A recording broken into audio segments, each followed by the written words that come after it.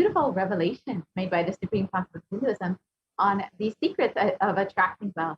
Let us now enter into the exercise and understand how we can create a magnetic field to attract wealth.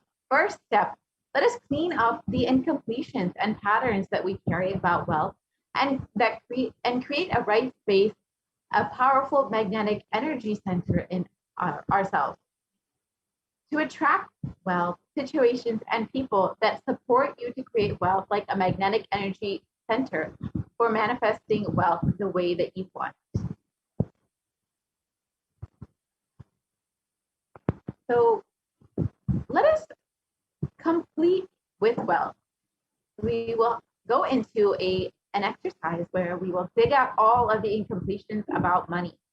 Keep writing whatever comes to your mind. The moment you remember money, does it bring tremendous pain, suffering, impossibility? All that in you. What is the emotion or energy it invokes in you? The moment you manifest, you think of money, whatever you feel and think, money is difficult, money is impossible. Unless you cheat, you can't get money. Even if you cheat somebody, somebody will cheat you. So much goes on inside about money, your incompletions with money. Just spend a few moments and let's dig out all the incompletions, beliefs, mental patterns that we carry about money and the perceptions and cognitions that we have about money. So let us spend 5 minutes jotting down all of our incompletions and incomplete cognitions that we carry about money and wealth.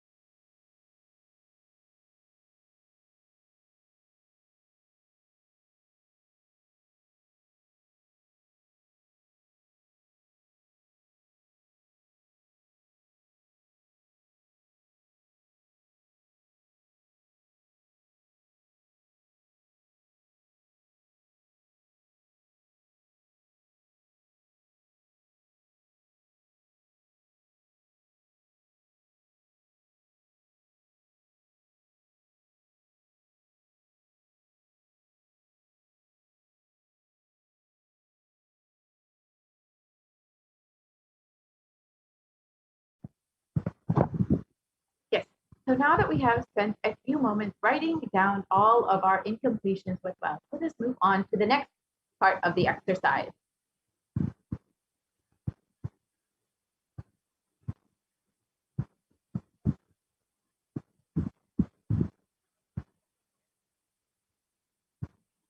If we can move to the next slide, please.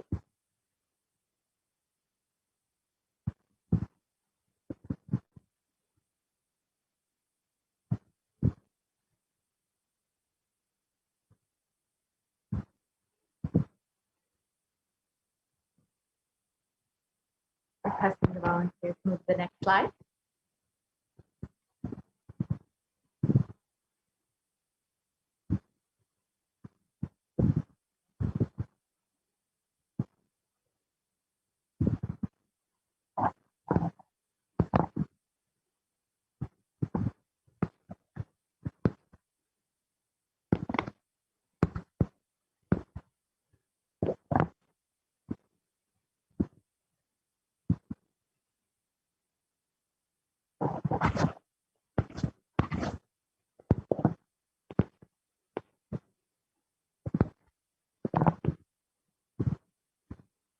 Yes, if we can move to the next slide, please.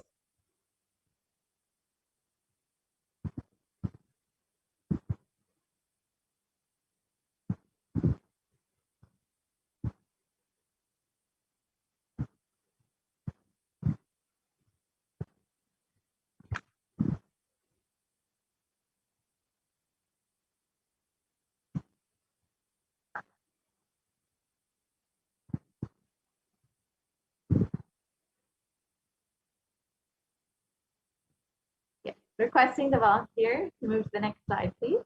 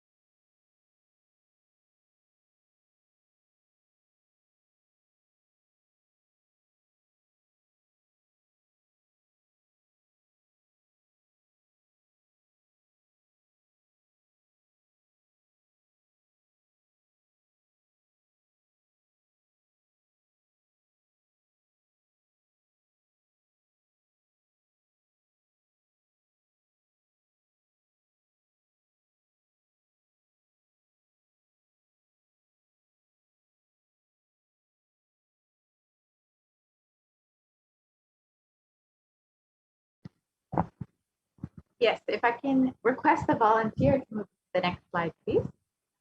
Yes, great.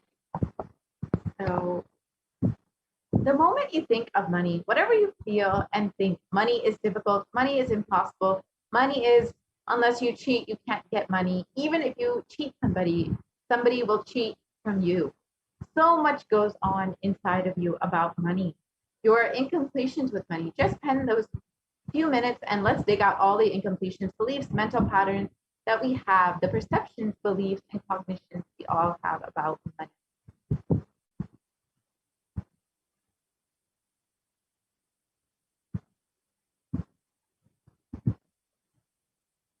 So let us take a few moments to do that.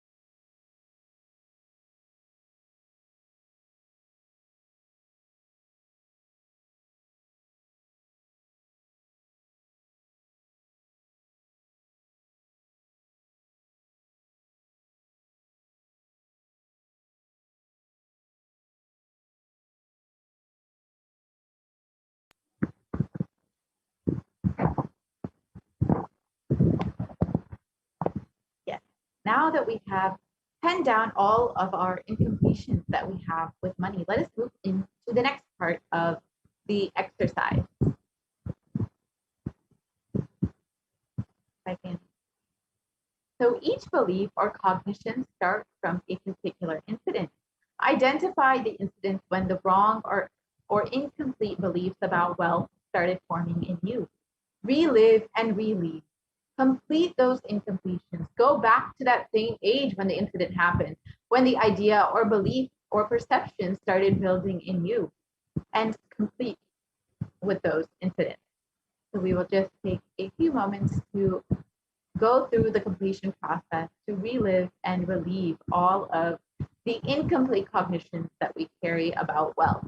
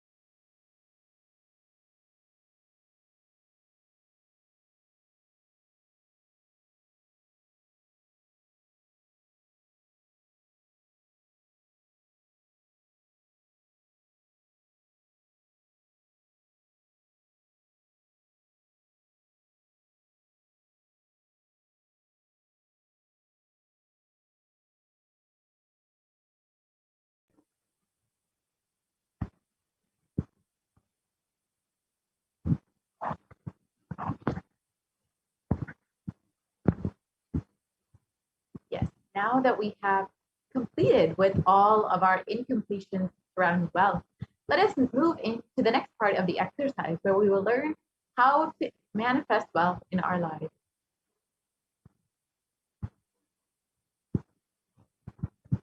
We can move to the next slide, please. So the second step is to consciously decide what you want to manifest in the next 3 months in the wealth dimension. We can move to the next slide, please. So write down clearly, what is your intention? What is it that you want to manifest in the next 3 months in the field of wealth? Whatever you think as well. You may think more than money or currency as well. A person might be wealth for you, or your life or situation might be a wealth for you. For some, being active as well. People feel even extraordinary powers as their wealth.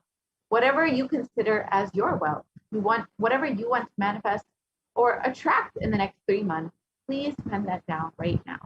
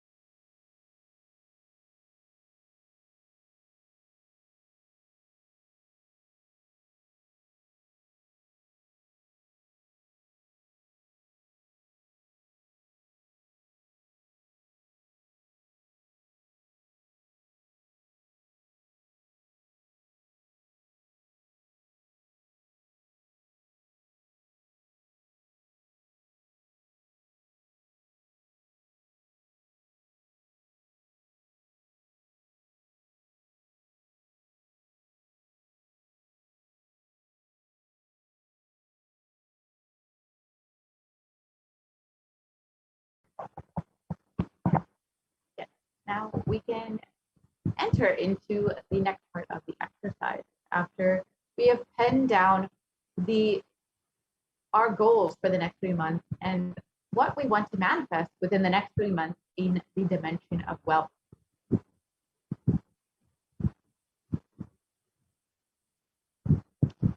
Yes, we can move the next slide, please. So now that we have penned all of this down, let us understand what role Guru has in our lives and why we need Guru's grace to manifest all our intentions and what we want to manifest in, whether in the wealth dimension or in any aspect of our lives.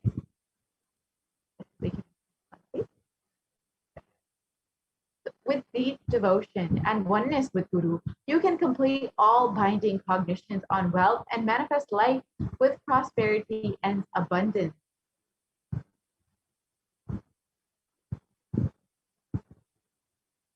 And the Shastra Pramana from the Guru Gita translates as the Shastra Pramana for Guru in the Guru Gita translates as the syllable Gu is darkness and the syllable Ru is said to be light. There is no doubt that the Guru is indeed the supreme knowledge that swallows the darkness of ignorance. And always remember the Guru's form. Constantly repeat the Guru's name given by the Guru. Always follow the Guru's command. Think of nothing other than the Guru.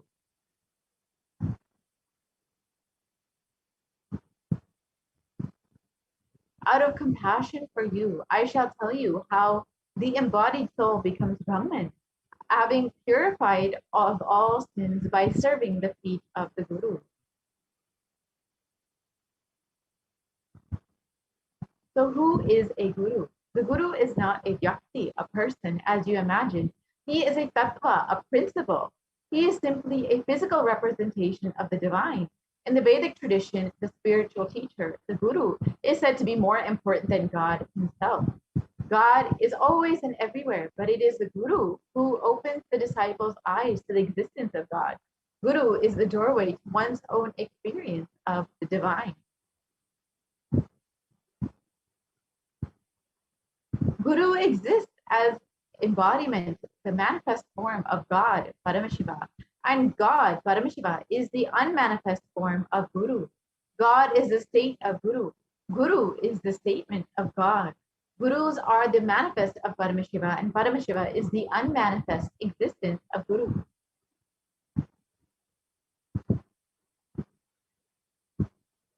Guru Bhakti is intense, pure existential energy, which can liberate you from all known, unknown, and unnecessary delusions.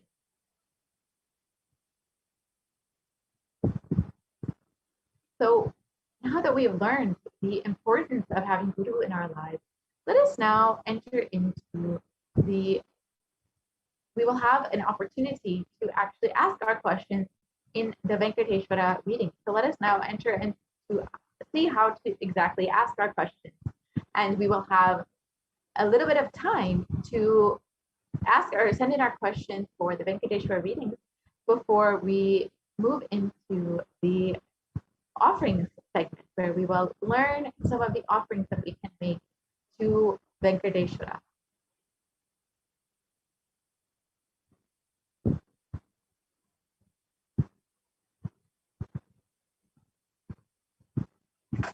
So, with the blessings of the Supreme Pontiff of Hinduism, Jagat Guru Mahasanidan, His Divine Holiness Bhagavan Nithyananda Paramashivam, a group of disciples have been initiated to have Sarupya of Venkateshwara, embodying the grace and form of Venkateshwara. Any question or prayer that is taken to Bhagavan Venkateshwara, and Bhagavan Venkateshwara responds to the initiated disciple.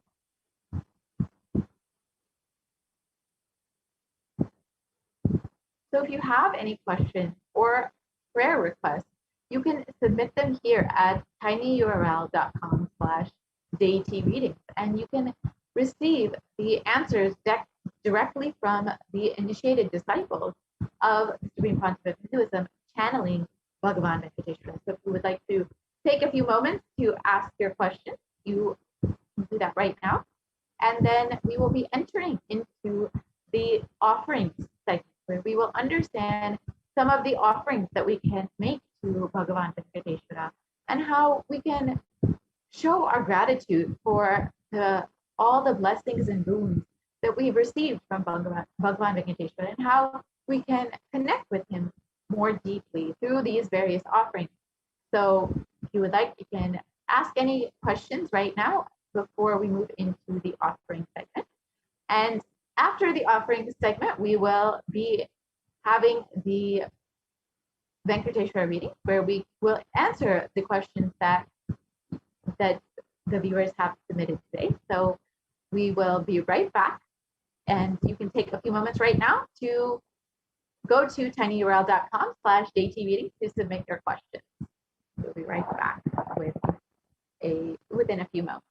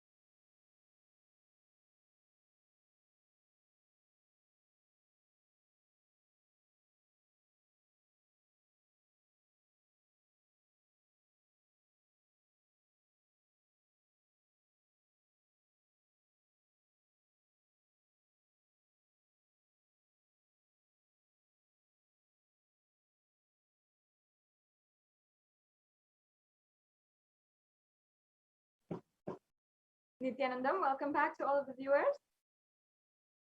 Now enter into the next segment of today's program.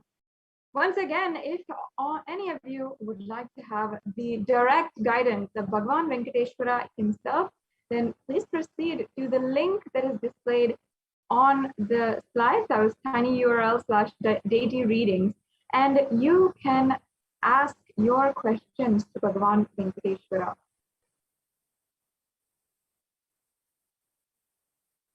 So now we'll be proceeding into the next segment of today's program, understanding the various offerings that you can do for the divine being Venkateshwara.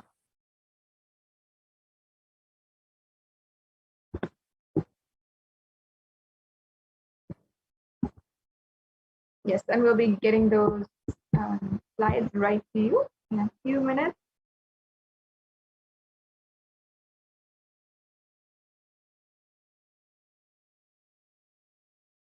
In a few minutes, we'll, yes, here we go. Let us now start with Bhagavan Venkateshwara Bhava Samadhi Darshan offering.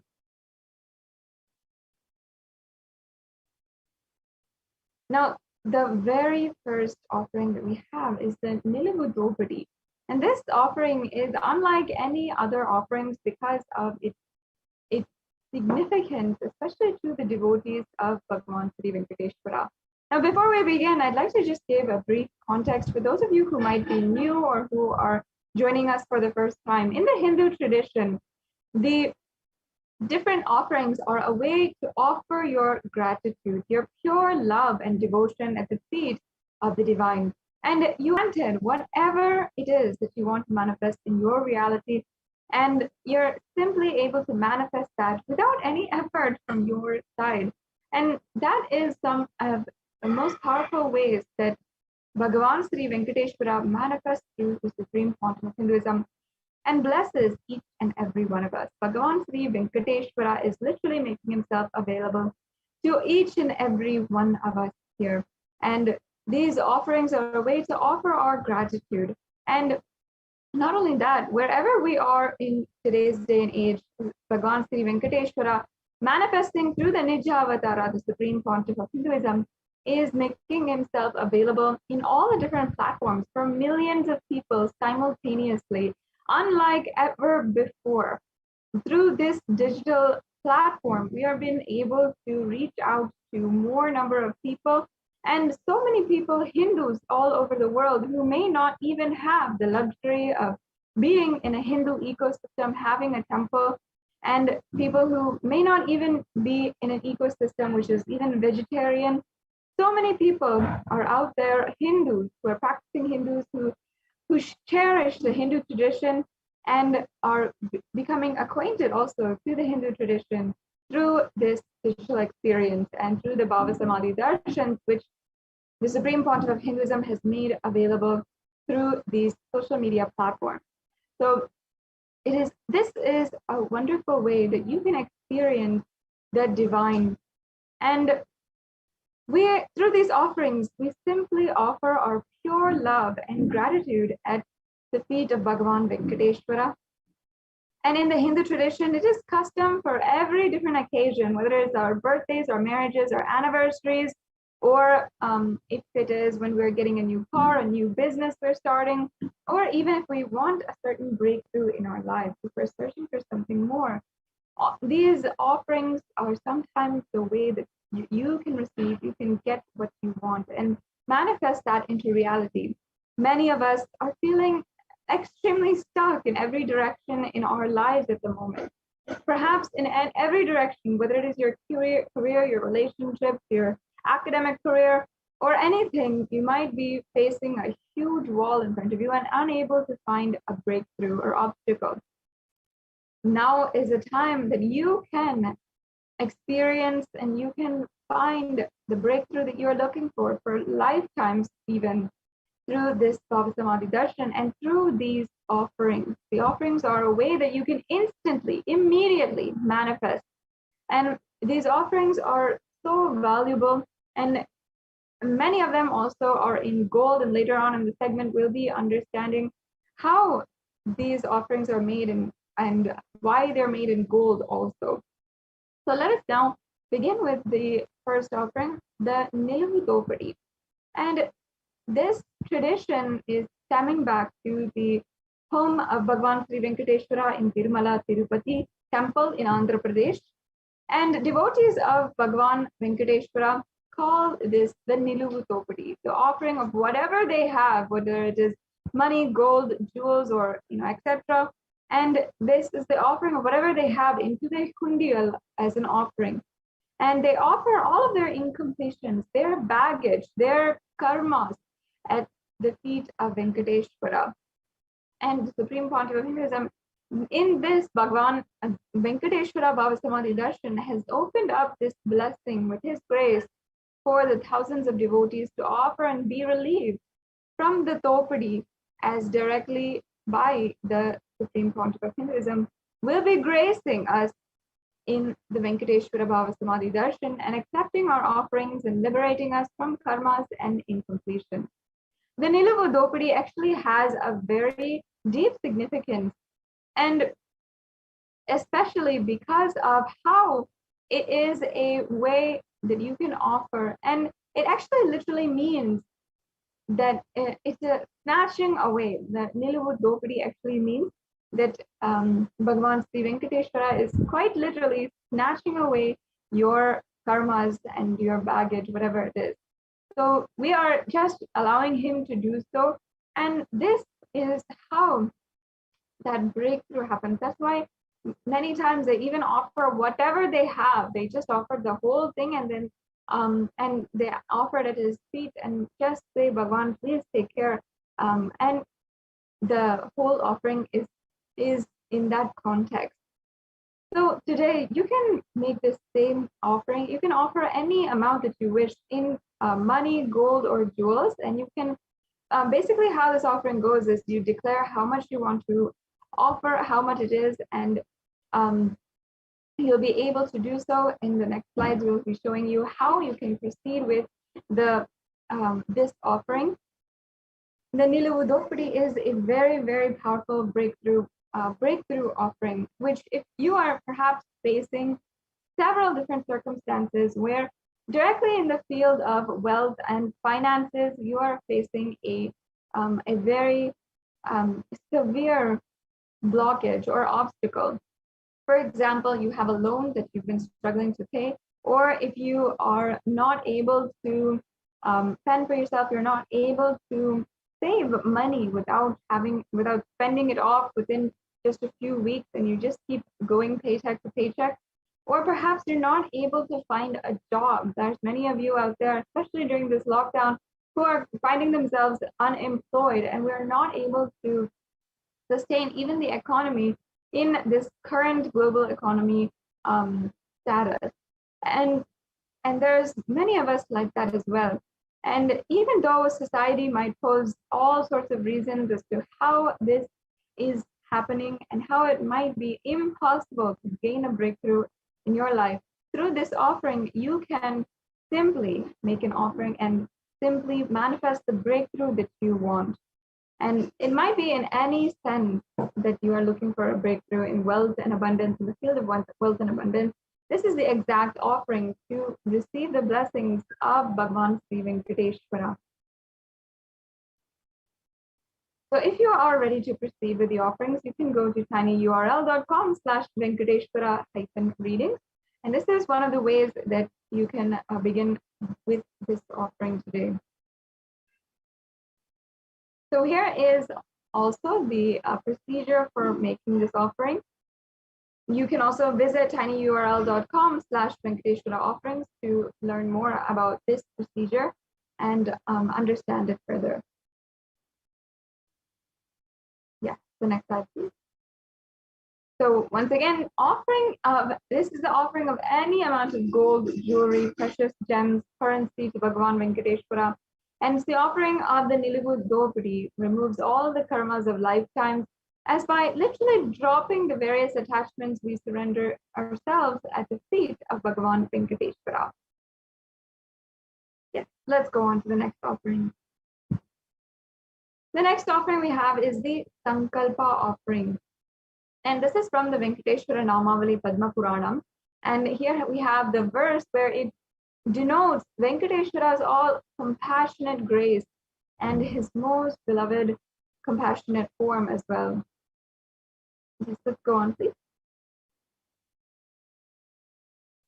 So the offering of the Sankalpa is an offering of a prayer. It is a prayer that is chanted on behalf of you, and your name is even chanted during the prayer. And it literally, this a powerful mantra has power to literally bless anyone who is offering with all the fruition of your desires and the wishes that you are yearning for.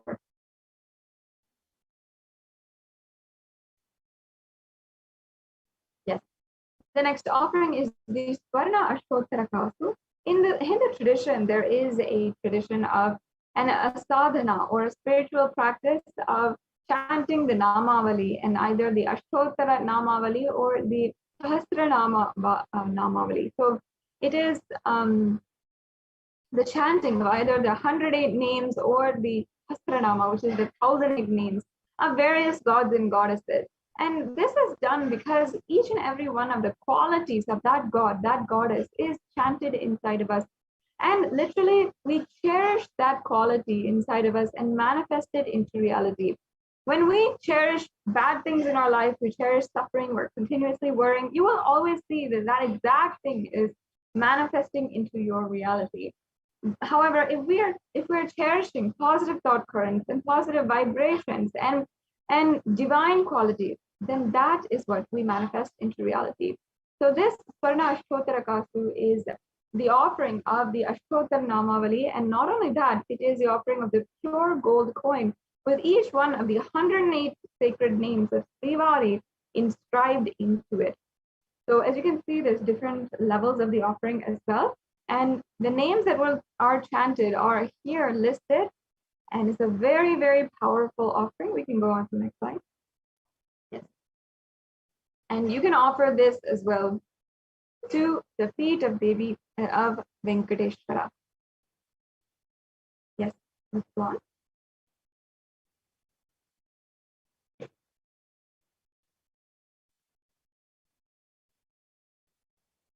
The next offering we have is the Swarna Tulasi Patram. And here we have a reference of the offering of the Tulasi Patram. It says, the Supreme Lord is causelessly merciful upon his devotee, so much so that even the poorest of men can offer him a little water and a flower in devotion and thus please him. This is due to his affectionate dealings with his devotees, offer a Tulasi with pure love to receive his grace forever. This is a beautiful offering of the Tulasi Patram, and this is a reference from the Bhagavatam, which describes offerings to Bhagavan Vishnu, who simply accepts even the Tulasi Patram, even the leaf of the Tulasi plant, and simply gives all of the grace of the avatar. The next offering is the Swarna Padma Pushpa, and here it says a reference. Here it says, if one offers to me with a devotion, a leaf, a flower, a fruit, or even water, I delightfully partake of that article offered with love by my devotee in pure consciousness. You can offer a gold flower to last eternally in the oneness with the avatar. And there are so many different references for the Padma Pushpa, the golden lotus, as well in Sanatana Hindu Dharma. Yes. And we also have the next offering, which is the Metti, the gold toe ring.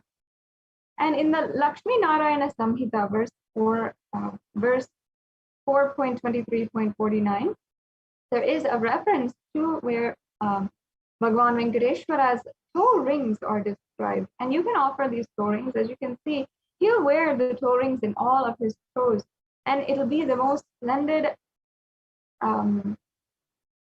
description of Bhagavan Venkateshwara. And as he is the Lord of all riches, he displays all of the riches in all of his divine body parts. Yes. Let's go on to the next slide. The offering of Abharanas to Vishnu is the jingling anklets on the feet of Vishnu, the abharana for the ankles, toe rings on his feet, the bracelet on his arm, and the abharana on his waist. You can offer this toe ring for Venkateshwara and receive his blessings for longevity and prosperous life.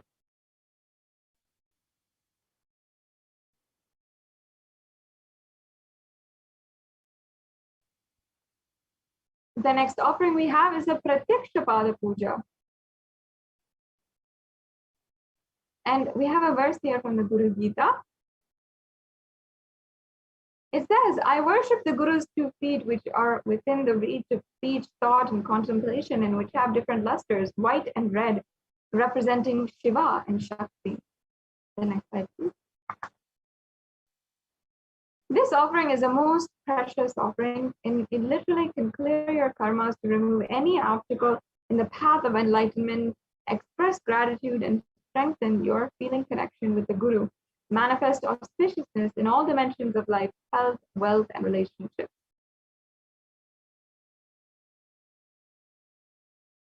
The next offering is the Vastra Seva, the offering of sacred clothing to Venkateshwara.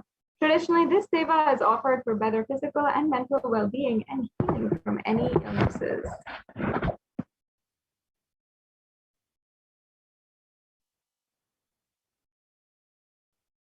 And now the next offering, which is a tradition. And here we have the verse from the Kularnava Tantra, chapter 12, verse 18, which says, when you are devoted and in oneness, the Guru gives the mantra. Therefore, one should offer wealth and even with his very life, him with devotion. So this Guru Dakshina is an offering of any amount that you feel you can offer at the feet of the Guru and literally be able to receive his blessings. And it is out of gratitude for what all the Guru has given us.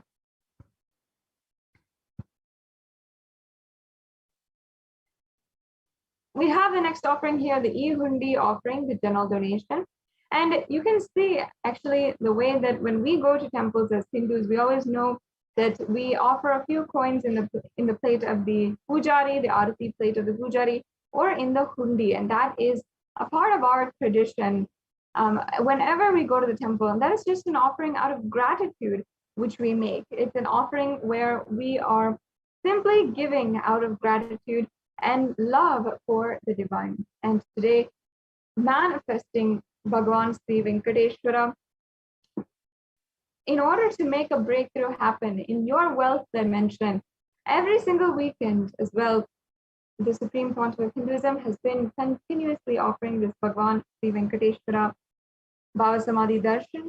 And just in order to offer our gratitude for any wealth breakthrough that we've had or that we wish to have, then we can offer a general donation. You can offer this e-hundi offering.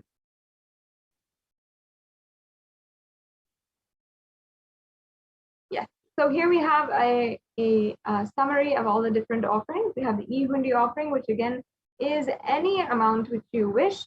The Niluvu Dopadi, which is any jewelry. So this is, once again, it can be an offering of any kind of jewelry. And again, it is a very auspicious offering and very special to Bhagavan Sri Venkateshwara. The next offering we have is the Sankalpa chanting.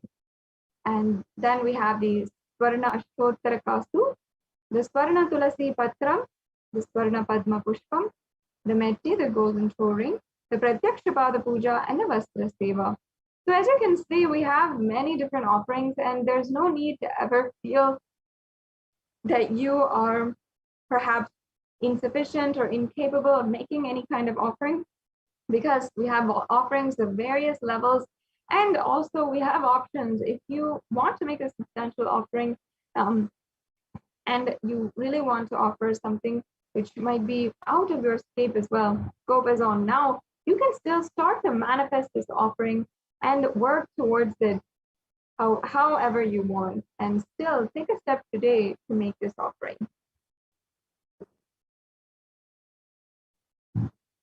Yes, so as you can see, we have the registration forms and for all of the different offerings. So if you, I request now if we can go over and just see these links. We'll and now be just showing each and every one of you the links for the payment. As you can see, it's highlighted here. These are the links for the payment, and we will be showing you how easy it is to actually make a donation right now itself. So you can see that it's a very, very quick process, and it just takes a few minutes for you to go to the link for the offerings. Yes, as you can see, here it is. And for the Venkateshwara Bhava Samadhi Darshan donations, and you can select the drop-down menu, and then select any offering which you would like to make today. And once again, this can be any different denomination, and you never have to feel any kind of insufficiency, incapability, or impossibility. You can offer whatever it is you feel, and with love and gratitude at the feet of Bhagavan Venkateshwara. So we can select an offering, and then we can add that to the cart. Then once you have added to the cart, you'll be able to review the cart, review all the items in your cart, make sure that perhaps something that is overcounted or something that is not wanted is removed if you don't want it. Then you can, once you are satisfied, you can proceed to checkout. In this next link, you will be able to see the place where you will input all of your details, your billing details, your payment details. It'll show you what kinds of payment types are accepted. And that's all that is required in order to make a donation right now. So after you make a payment, you should proceed for the next step, which is filling out the Sankalpa 2021 form. This form is extremely necessary. It is the form which will ensure that your name is chanted during the puja. So in this form, you're going to have already paid for the puja, and then you're going to have to fill out your payment order, and then you're going to see that the form asks for your name as well as the names of the people on behalf of whom you are offering the puja today.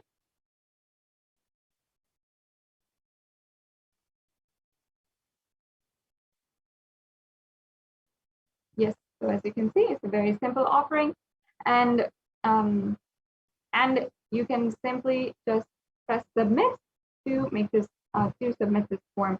Once again, it's a very important form. It's a mandatory form. After you've made the payment, you have to fill out this form in order for your names to be chanted. And this is the way that the blessing of the puja and all the good punya is associated to your name. So next, also, if you are interested in making the offering today, perhaps you might not be ready to make a payment, but you are interested and this has piqued your interest, I request each and every one of you who relate to this, go to the Bhava Samadhi Darshan registration form. And here you can see the form. This is what it looks like. Again, this is a very quick form, just a few questions, and you can also declare what offering you would like to manifest as well. And that's it for this process in making sure that you are making your intention. Even if you perhaps cannot make a payment today immediately, then I highly suggest that you go ahead and take the first step in making an offering. Because of course, I'm sure every single one of you wants to make an offering today. And you'd like to, even if at some point want to manifest that ultimate surrender and oneness with the avatar. So we have another option also, the e-hundi offering. And this offering is through the YouTube Super Chat. So I request if we can show the viewers that. The YouTube Super Chat is a new feature, or I say relatively new feature on YouTube, where in the live chat option, if you are a member of Kailasa's HDH Nithyananda YouTube channel, then you can make a donation. So as you can see, this is the live feed coming from YouTube. Many of you are subscribed there. And first of all, you have to be a member to join. So next to the channel name, you're going to see Kailasa's SPH Nithyananda channel name, and then you're gonna press join. And once you have pressed join, please go to, you can be able to see the $sign, yes, as you can see in the right-hand corner. And then you can press on super sticker or super, and if you press on super chat, you can adjust the amount that you'd like to donate. You can donate with credit card, PayPal, or with debit card today. And it has slightly, flexible options for anyone who wants to make a payment. And another thing is, another beautiful offering you can do is a sticker that you want to offer. So if there's a live darshan going on, or during the live darshan, you can always send your love through a very precious sticker that we have here in order to make an offering. So as you can see, this is the way that you can make the offering. And thank you so much to all of those of you who have donated and who are donating right now. And this e-hundi offering is a very beautiful offering to offer your gratitude at the feet of Bhagavan Sri Venkateshwara. So once again, now we'll be proceeding into the next segment in today's program.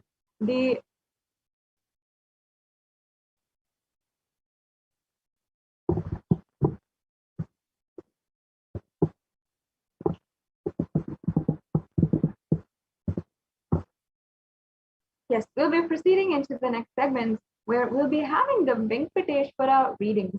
Now, as we just previously had introduced, the Venkateshwara readings are a way that you can literally ask for the blessings of Bhagavan Sri Venkateshwara, who is manifesting through a disciple of the Supreme Pontiff of Hinduism, initiated disciple of the Supreme Pontiff of Hinduism, to manifest Bhagavan Sri Venkateshwara himself, directly connect to Bhagavan Venkateshwara and answer the prayers of devotees, and literally bless them with any of the blessings that they want, whether it is a breakthrough in their financial career or anything that has to do with wealth and abundance in their life. So now we'll be proceeding to that very shortly. And I request if we can just show this slide, we can briefly introduce, and also any one of you who has a question that they want to ask to Bhagavan Sri Venkateshwara today, you can go ahead and ask now. Take a few minutes and ask now the questions. We can just project this slide with the link for the Bhagavan Sri Venkateshwara readings. And in that link, if you follow this link, you will be able to ask your questions in this link. And in just a few minutes, we will be proceeding on and starting the Venkateshwara readings, having the live darshan of also Sri Ananda Venkateshwara from Nithyananda Paramashivam Devalaya, who is the consecrated deity of Venkateshwara, which the Supreme Pontiff of Hinduism himself carved and also consecrated personally in the Nithyananda Paramashivam Devalayam in Adi Kailas Sarvagnapitam. So I request if we can just show that. Yes.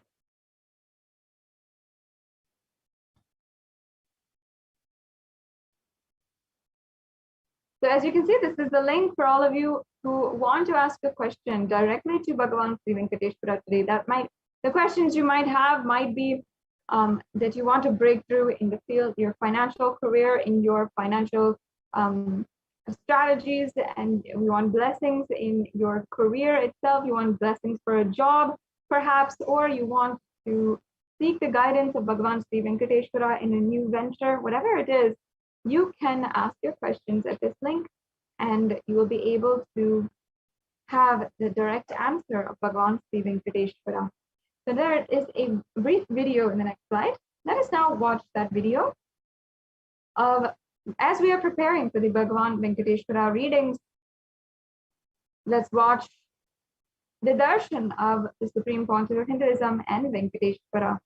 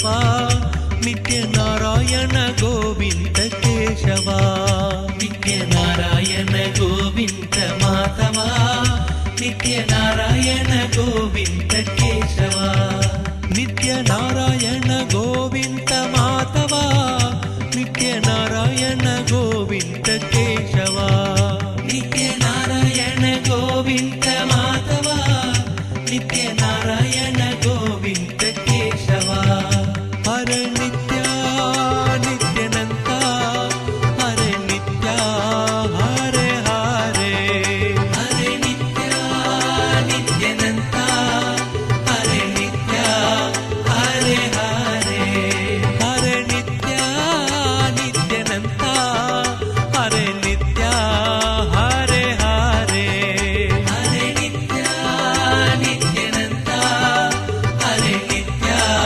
ಹರೆ ಹರೆ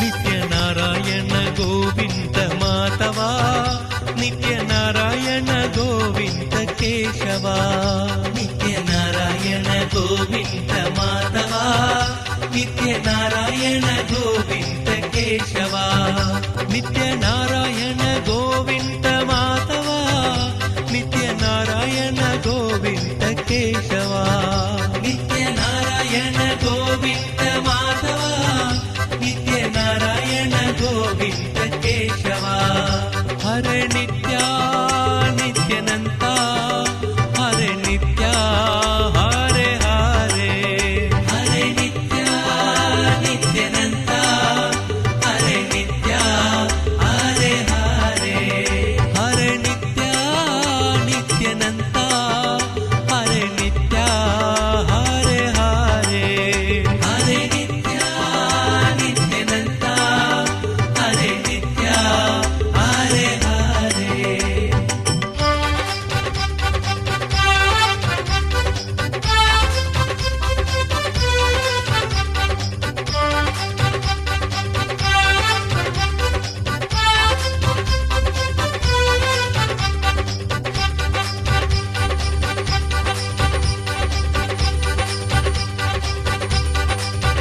ನಿತ್ಯ ನಾರಾಯಣ ಗೋವಿಂದ ಮಾಧವ ನಿತ್ಯ ನಾರಾಯಣ ಗೋವಿಂದ ಕೇಶವ ನಿತ್ಯ ನಾರಾಯಣ ಗೋವಿಂದ ಮಾಧವ ನಿತ್ಯ ನಾರಾಯಣ ಗೋವಿಂದ ಕೇಶವ ನಿತ್ಯ ನಾರಾಯಣ ಗೋವಿಂದ ಮಾಧವ ನಿತ್ಯ ನಾರಾಯಣ ಗೋವಿಂದ ಕೇಶವ ನಿತ್ಯ ನಾರಾಯಣ ಗೋವಿಂದ ಮಾಧವ ನಿತ್ಯ ನಾರಾಯಣ ಗೋವಿಂದ ಕೇಶವ ನಿತ್ಯ ನಾರಾಯಣ ಗೋವಿಂದ ಮಾಧವ ನಿತ್ಯ ನಾರಾಯಣ ಗೋವಿಂದ ಕೇಶವ ನಿತ್ಯ Narayana Govinda Madhava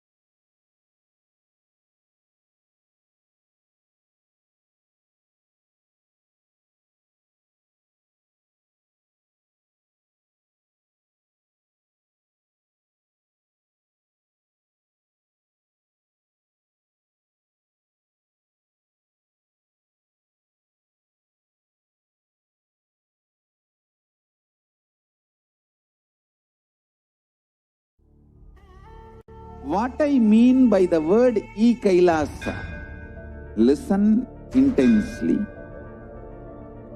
Enlightenment ecosystem, literally enlightenment itself, in your own home, wherever you are. If you cannot come to Kailasa, it's okay. Kailasa can come to you. Kailasa coming to you is e-Kailasa.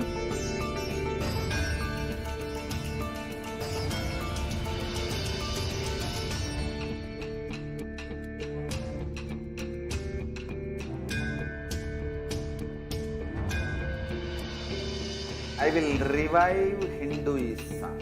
I am a Hindu revivalist, not by any revolution, but by evolution.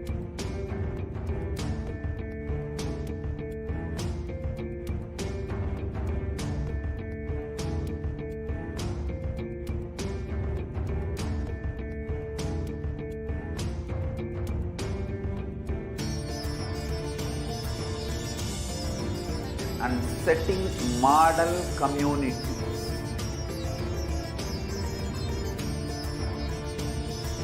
Kailasas, enlightenment ecosystems, Sarvanya Pitas all over the world.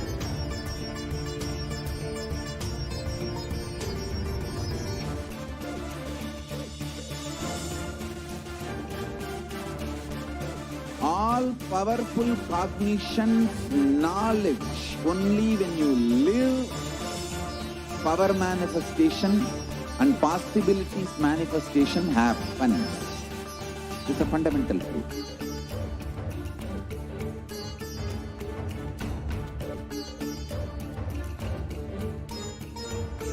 Hinduism cannot live exclusively as one sampradaya. No. All sampradayas of Hinduism is an ecosystem.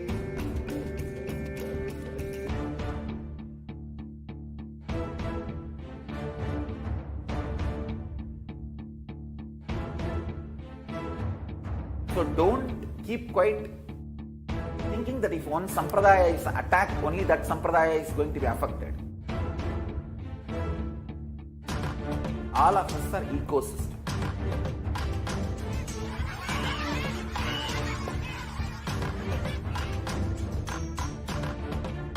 I invite all of you to get involved and enjoy Hinduism by the principle of Dharmo Rakshati Rakshitaha. When you protect Dharma, Dharma protects you. We will make the whole planet flourish spiritually. The spiritual prosperity will happen to the whole planet. We all have to coexist together.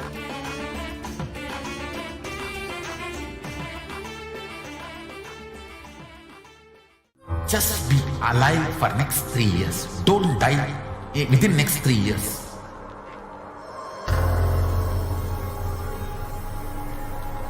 Just don't die within next 3 years. Be alive. Somehow be alive. I'm working sincerely. I will reach you somehow. Somehow I will reach you. It's my commitment to humanity.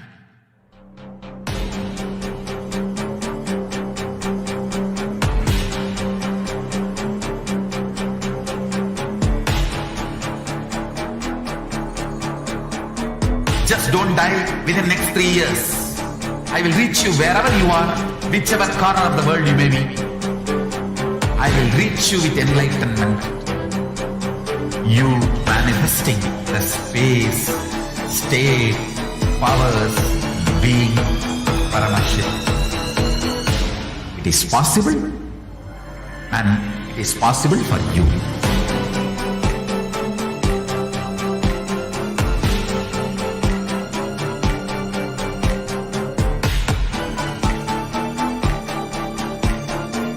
Paramashivoham will reach you with enlightenment science.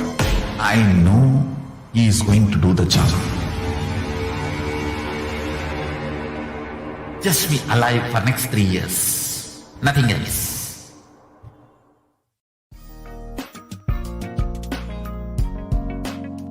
We get you health.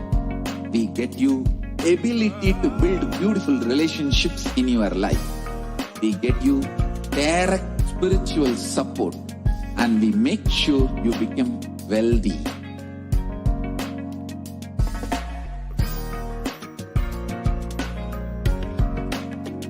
We won't stop giving you just good life. We will literally not stop till you live enlightened life. Manifesting the state of Paramashiva, space of Paramashiva, powers of Paramashiva, being of Paramashiva.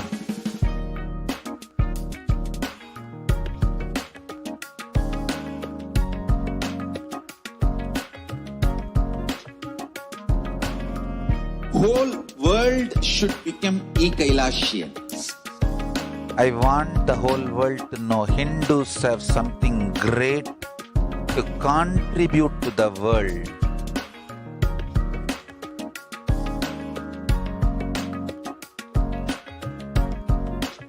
We have something great to contribute to the world. Let us do that.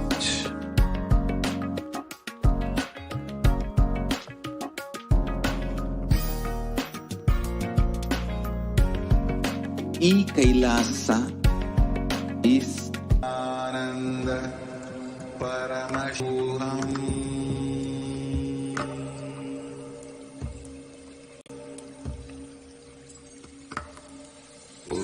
Nithyananda Paramashivoham.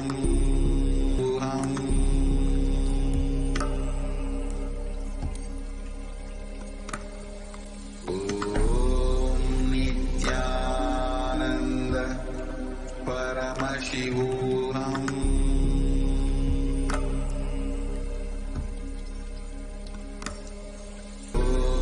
Nithyananda Paramashivoham.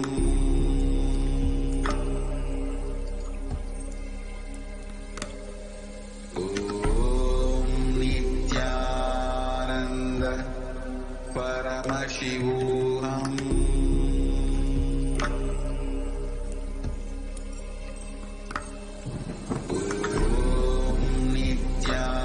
Nithyananda Paramashivoham.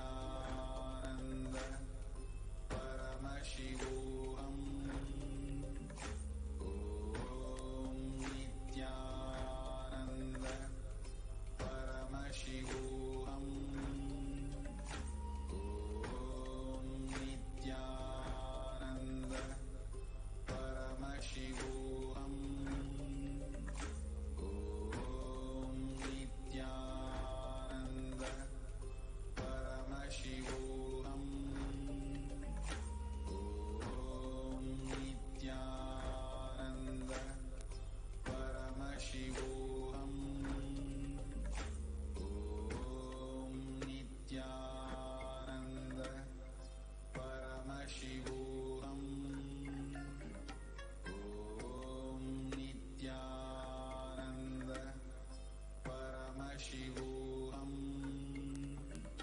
Om Nithyananda Paramashivoham. Om Nithyananda Paramashivoham. Om Nithyananda Paramashivoham. Om Nithyananda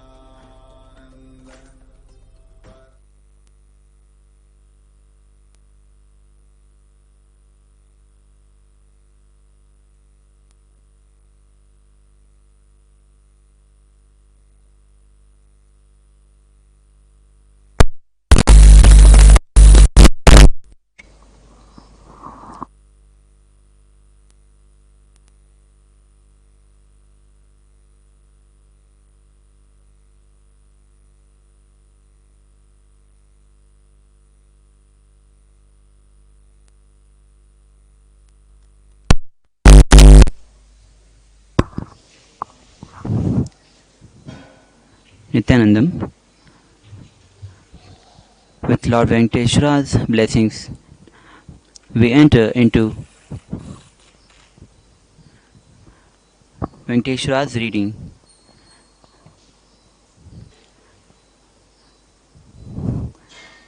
The first question